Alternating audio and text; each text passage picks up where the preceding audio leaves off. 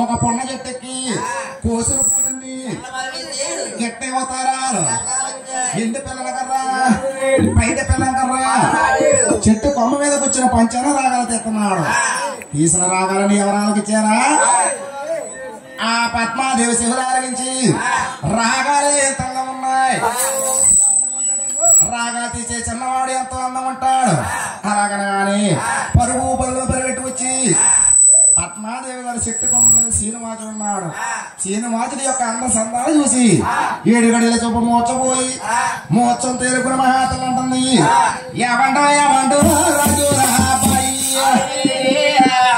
ఏ ఊరు రాబాయి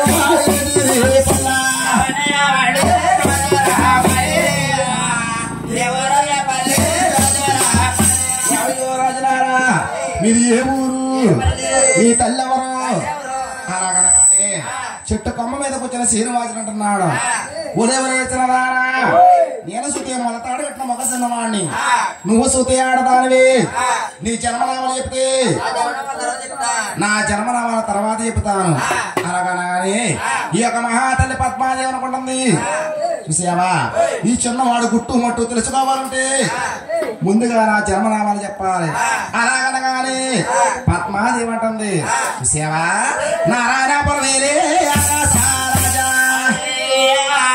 ఆకాశరాజు తండ్రి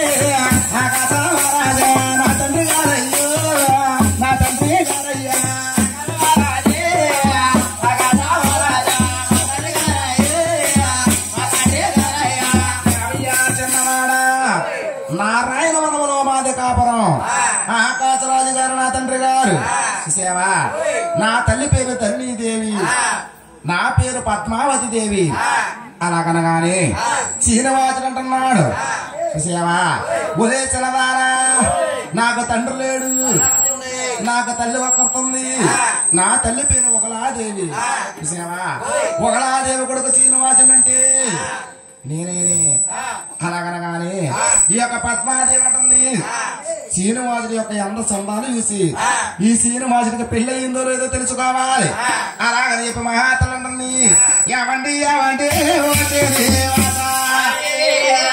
ఇక పెళ్లి అయ్యిందా లేదో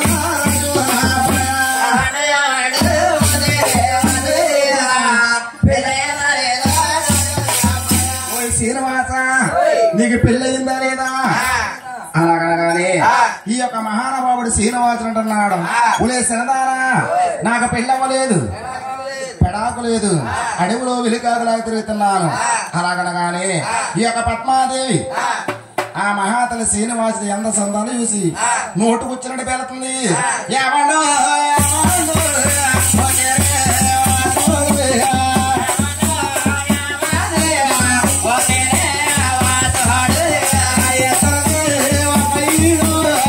ఎక్కడ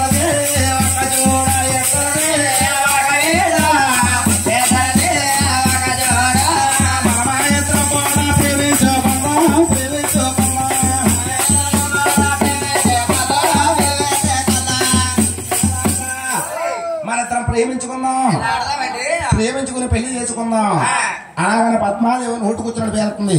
చూసావా, ఎప్పుడైతే నోటుకొచ్చినట్టు పేలుతుందో ఈ యొక్క శ్రీనివాసుడు పద్మాదేవికి రామే అవతారం చూపిస్తున్నాడు. చూసావా, పద్మాదేవికి రామే అవతారం చూపిస్తున్నాడు.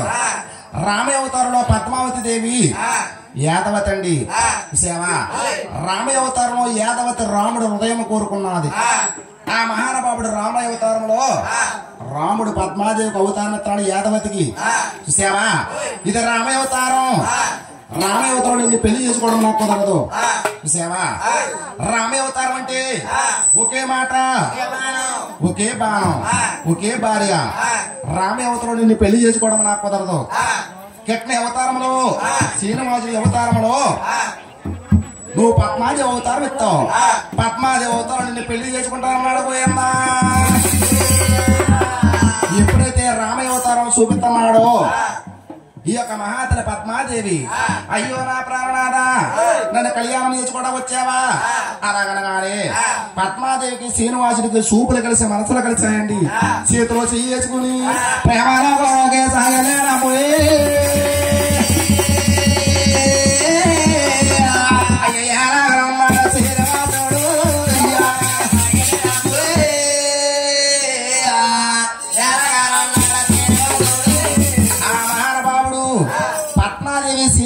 కావలేసి పట్టుకున్నారండి. ఎప్పుడైతే కావలేసి పట్టుకున్నారో పద్మాదేవి దాసీకాంతల కళ చూశారు. దాసీకాంతల కళ చూసి ఒలే సన్నక్క, ఒలే సుబ్బక్క, ఆడెవడో మన పద్మాదేవిని కావలేసి పట్టుకున్నాడు. అదే కదా ఆకాశరాజు అంటే మంచోడు కాదు, మనం ఉన్న ఉద్యోగాలు ఊడిపోతాయి. అలాగనగానే 7 దాసులు 7 రాళ్ళు తీసి గిరగరా గిరగరా తిప్పి ఆ శ్రీనివాసుడే చెప్పరగొట్టేరే.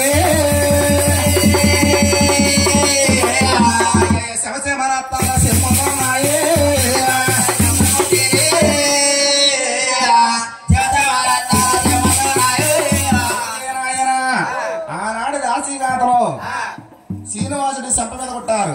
చెంప బళ్ళు మన పత్రాచిపోయింది. పద్మాదేవి అంటుంది, ఒరే దాసి ఉండలారా, నా సొమ్ము తిన్నారా ముగుతేరా, మీ చేతులు ఇరిగిపోరా, మీ కాళ్ళు ఇరిగిపోరా, మీ అత్తంటి ఆశలు అడుగంటిపోతాయి, పుట్టింటి ఆశలు దూరం అయిపోతాయి. అలాగనగానే పద్మాదేవి లేనుకొని శాపన కలబడుతుంది.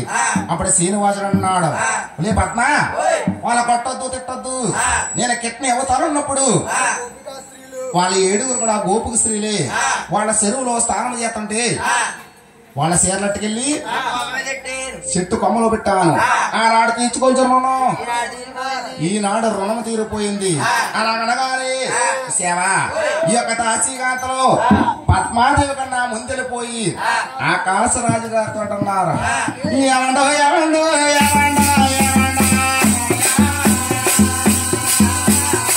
ఓ రాజు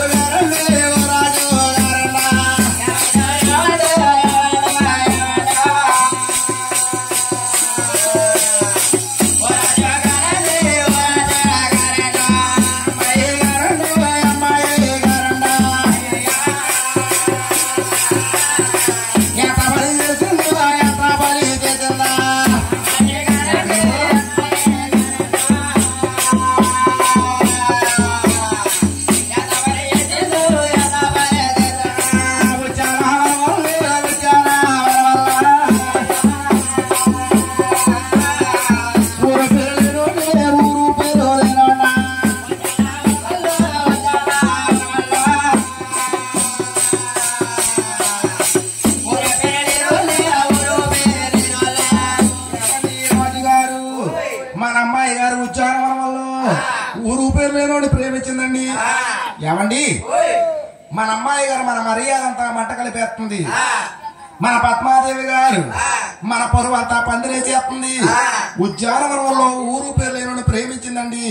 ఏమండి పెళ్లి ఆడుతాదంట.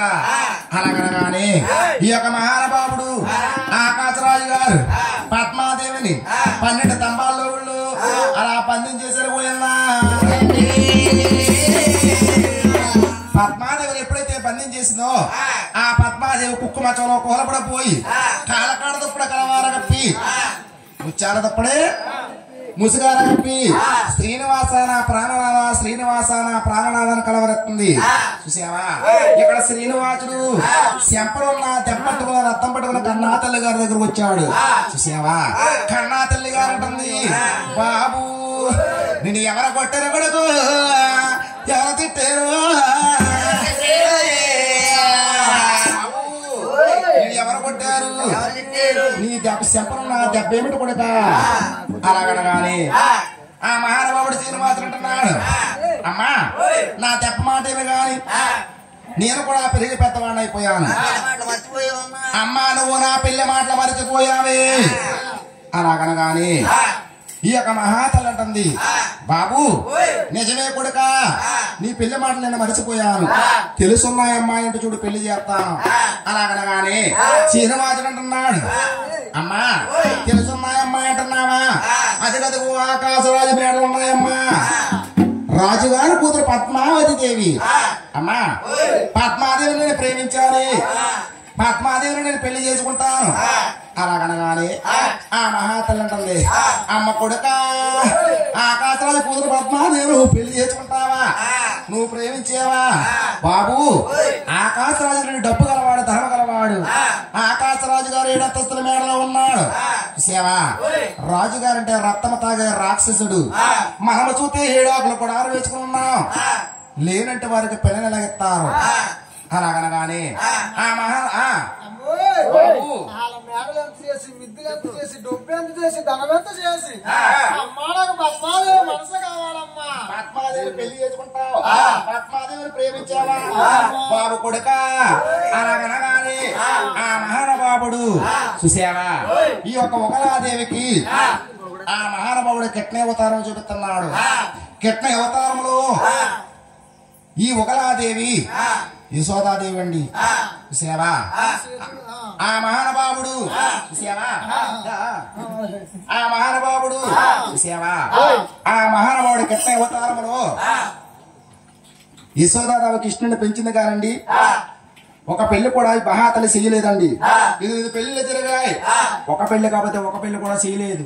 చూసావా ఈ యొక్క మహానుభావుడు అన్నాడు, అమ్మా కిట్నే అవతారంలో నీ చేతి మీద కళ్యాణం చేసుకోలేదు, ఈ యొక్క శ్రీనివాసుడు అవతారంలో నీ చేతి మీద నేను కళ్యాణం చేసుకోవడానికి వచ్చానమ్మా అలాగనగానే ఆ మహానుభావుడు ఈ కన్నాటల్లి గారికి మహానుభావుడు కిట్నే అవతారంలో చూపిస్తున్నాడు. కిట్నే అవతారం చూపిస్తుంటే ఆ మహాతల్లి, బాబు కొడుక నువ్వు నా చేతుల మీద కళ్యాణం చేసుకోవడానికి వచ్చావా, చూసావా నా పూర్వజన్మ సుకృతమైంది అలాగనగానే ఇప్పుడే నేను డబ్బుకెళ్తాను ధనంకెళ్తాను అలాగని చెప్పి మహాతల్లి కన్నా తల్లికి రావి పట్ల మీద రాజిచ్చి అలాగ ధనానికి సాగం పెడిపోయిందా పంపాడు. ఈ యొక్క మహానుభావుడు శ్రీనివాసుడు అనుకున్నాడు, అమ్మ దీంతో సారావరా మా అమ్మ డబ్బు తెచ్చి రాస వాళ్ళకి వెళ్ళి ఏం మాట్లాడుతుందో ఏం మాట్లాడకపోతాదో మా అమ్మగారి కన్నా ముందు వెళ్తాను సేవా అలాగని చెప్పి శ్రీనివాసుడు ఎరుకలేసి వేసుకున్నాడు. పోయిందా అలాగా ఇప్పుడు నోమెన్నలారా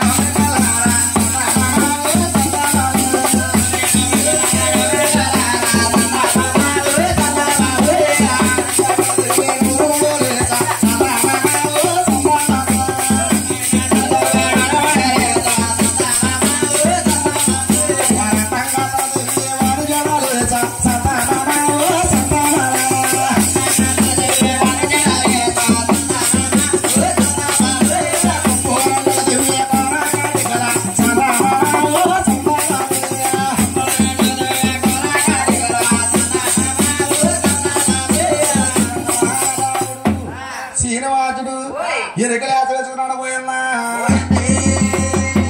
ఎరుకలేసం అంటే వేసుకున్నాడు గాని సేవా ఎరుకల చెడికి ఏమో కావాలయ్యా, సకల బుట్ట కావాలి అమ్మ ఊరాత్రం రాదే ఊరాత్రం రాదే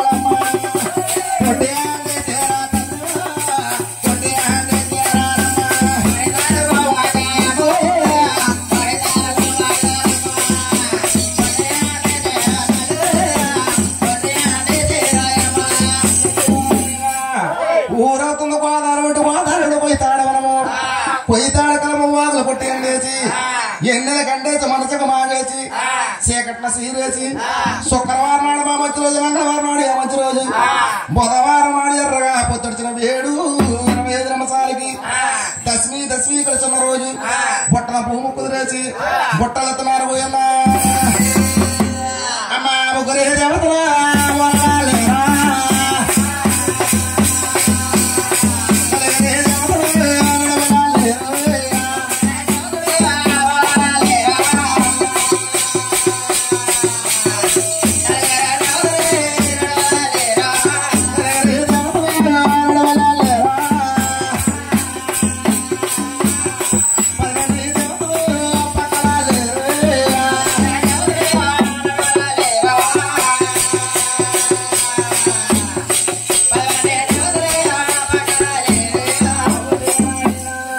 ముగ్గురే దేవతల మూలలు ఏ దేవతల నడువులల్లి 10 మంది దేవతల పక్కలల్లి బొట్టల్లి బొట్ట పైకిలకల్లి నెత్తి ఎరకల బొట్టల వంక చీర బెత్తారు చూపులకు బెత్త వంకల జంక నన్నంగా తలదువి నూరు ముళ్ళేసి అన్నంగా తలదువి జారు ముళ్ళేసి జారుకి జప్పన్నాల పేర్లు పెట్టి ఈ యొక్క మహానుభావుడు శ్రీనివాసుడు నిలబడతంలోకి వెళ్ళి నీడ చూసుకుంటున్నాడు చూసావా ఆ మహానుభావుడు నిలబడతంలోకి వెళ్ళి నీడలు చూసుకున్నాడు ఈ అంద సందాల చోళ్ళ మహానుభావుడు ఎన్నో అవతారాలు ఎత్తాను ఆడ స్త్రీ రూపం ధరించలేదు ఆడ స్త్రీ రూపం నాకు చాలా బాగుంది అలాగని చెప్పి మహానుభావుడు నాచారే సూపులగా